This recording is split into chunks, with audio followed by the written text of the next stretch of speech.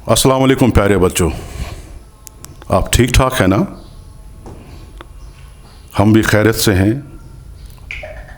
अल्लाह का करम है हम पे और हमारी यही दुआ है कि आप सही सलामत रहें और हमारी यही कोशिश कि जो भी हम यहाँ पे कुछ पढ़ें वो आप तक पहुँचे और आप इल्म के नूर से मुनव्वर होते जाएं। आज इस टॉपिक का हमने इंतखाब किया है, ये बहुत इम्पॉर्टेंट है। जी हाँ, आज का टॉपिक है नेशनल इंटीग्रेशन एंड बिल्डिंग। क्या आप जानते हैं इसका मतलब क्या है, इसके मानी क्या है? जी हाँ, हम आपको बता देते हैं। बच्चों, ये जो पूरी दुनिया है इसमें मुख्तलिफ किस्म के लोग रहते हैं, मुख्तलिफ मज़ाहिब से ताल्लुक़ रखते हैं, मुख्तलिफ नस्लों से ताल्लुक़ रखते हैं, अलग अलग रंग के लोग हैं, अलग अलग ज़बानें बोलते हैं, है कि नहीं?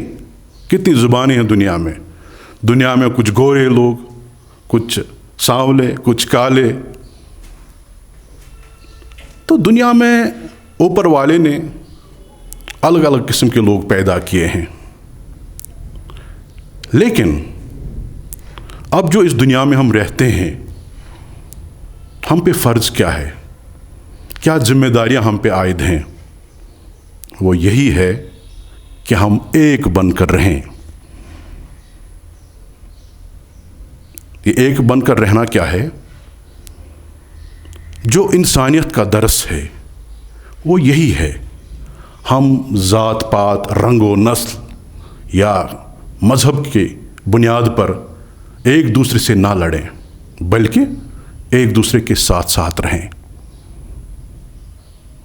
इसके अलावा हम जहाँ भी रहते हैं, हम जम्मू व कश्मीर से ताल्लुक़ रखते हैं, जो हमारा मुल्क है हिंदुस्तान। आप देखते हैं कितने किस्म के लोग रहते हैं, डिफरेंट रेसेस, डिफरेंट लैंग्वेज। लेकिन बात एक है कि हम में हुब्बुल वतनी का जज्बा होना चाहिए। हुब्बुल वतनी क्या होता है? पैट्रियटिज़म, अपने वतन से मोहब्बत। वो हम कैसे कर सकते हैं?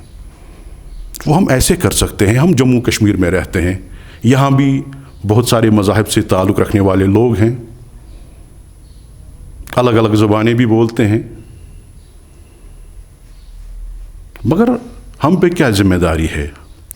हम पे ये ज़िम्मेदारी है कि हम आपस में भाईचारा रखें। जब ही हम भाईचारा रखेंगे, हम आहंगी रखेंगे, तभी जो हमारी कौम है वो तरक्की करेगी। और खुदा न खास्ता अगर हम आपस में लड़ते रहे, झगड़ते रहे,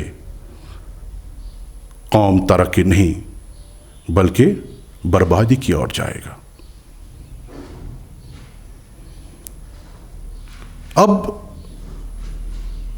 दुनिया में जितने भी ममालिक हैं वहाँ अपने अपने कॉन्स्टिट्यूशंस होते हैं। कॉन्स्टिट्यूशंस में कुछ फंडामेंटल ड्यूटीज़ होती हैं जो बतौर एक आम शहरी हम पे वो आयद होती हैं, वो जिम्मेदारियां कि वो निभाएं। मिसाल के तौर पर नेशनल एंथम, नेशनल फ्लैग, ये ऐसी चीज़ें हैं जिनकी हमें रेस्पेक्ट करनी चाहिए। या और भी कुछ चीज़ें हैं जो हमारे मुल्क या जम्मू कश्मीर जो रियासत थी पहले, आजकल यूटी है, तो हमारा ये फ़र्ज़ बनता है, जो हमारा कॉन्स्टिट्यूशन है इसमें जो हमारी फंडामेंटल ड्यूटीज़ हैं हम उनको बखूबी अंजाम दें।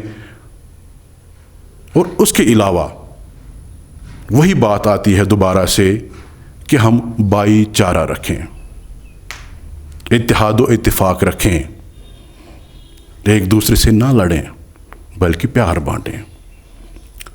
اب ایک استاد ہونے کے ناطے بحیثیت استاد ہم پہ یہ فرض عائد ہوتا ہے کہ ہم آپ کو، بچوں کو یہ درس دیں کہ ہماری جو فنڈامنٹل ڈیوٹیز ہیں، ذمہ داریاں ہیں، وہ ہم نبھائیں تاکہ ہماری جو قوم ہے وہ ترقی کرے، خوشحالی کی اور چلے۔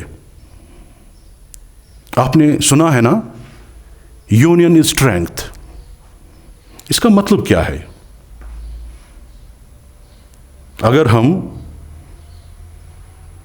الگ الگ طریقے سے چلیں گے، ایک اس راستے دوسرا اس راستے، تو ہماری منزلیں الگ الگ ہوں گی اور ہمارا ملاپ کبھی نہیں ہوگا۔ لیکن جب ہم ہم آہنگی رہیں گے، ایک ساتھ رہیں گے، ایک ہی راستے پہ چلیں گے، تو ہم ضرور اور ضرور کامیابی حاصل کریں گے۔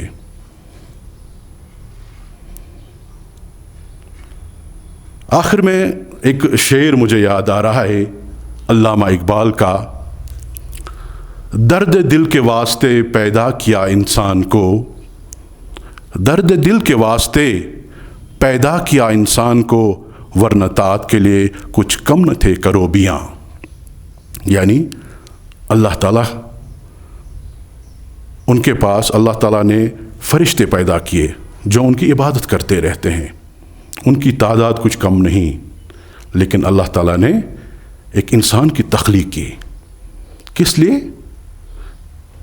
اسی لیے کہ ہم ایک دوسرے کا دکھ درد بانٹیں، ایک دوسرے کا خیال رکھیں۔ تو آج میں یہیں پہ اس موضوع کا اختتام کرنا چاہوں گا۔ انشاءاللہ اگلے ویڈیو میں کسی اور موضوع پہ بات کریں گے۔ آج اجازت چاہیں گے۔ خدا حافظ۔